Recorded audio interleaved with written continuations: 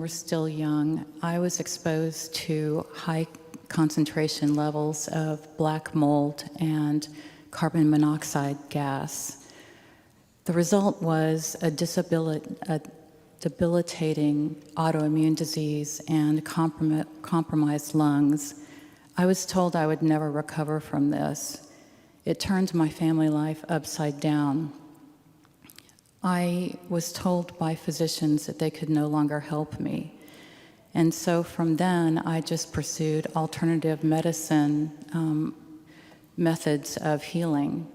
After 7 years and frustrating results, I met a woman who had been a member of the Christian Science Church growing up.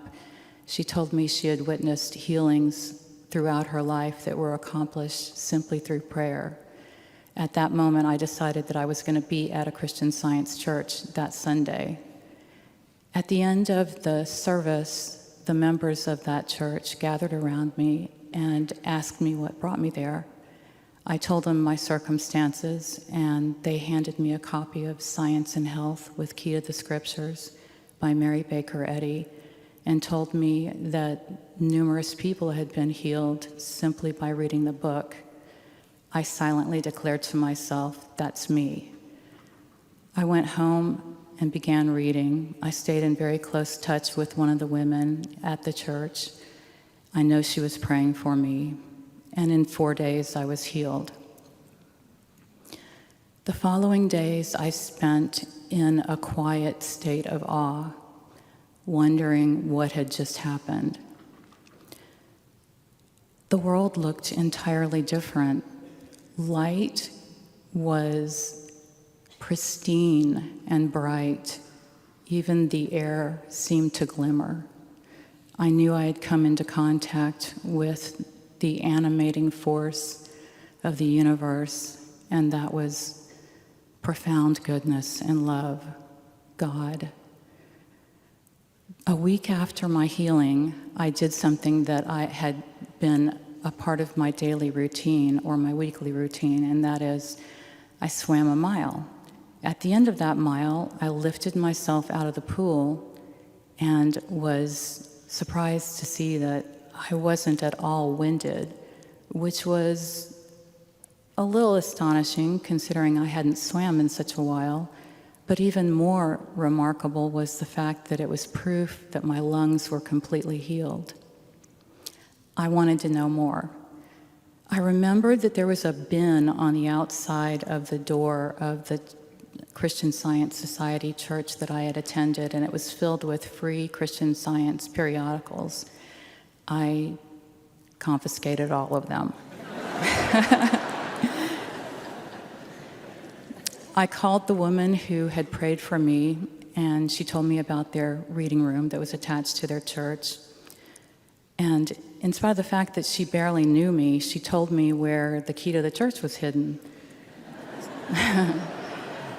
And to make myself at home. Well, I spent hours on the floor of that Christian Science reading room next to the shelves, just poring over books that were predominantly those published at the time of Mary Baker Eddy.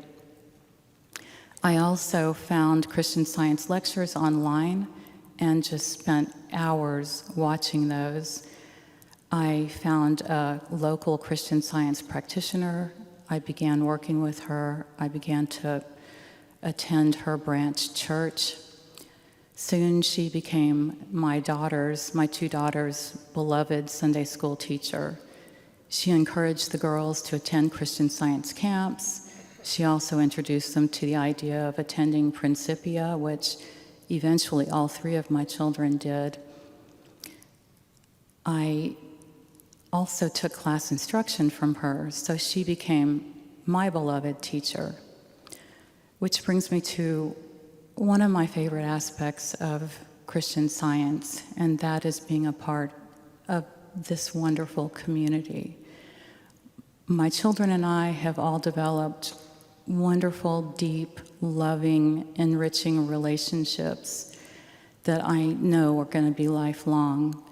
When I travel and I attend new Christian Science branch churches, I feel like I'm coming home to family I've never met before.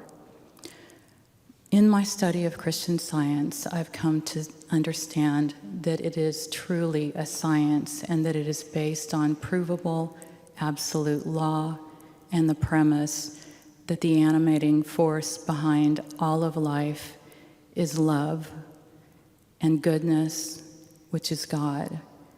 And as Mary Baker Eddy wrote, to those leaning on the sustaining infinite, today is big with blessings. Thank you.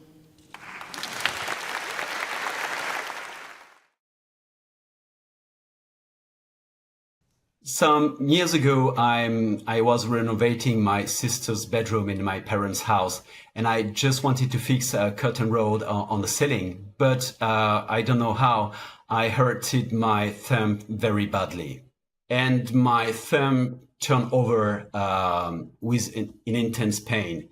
And I could see my thumb becoming from natural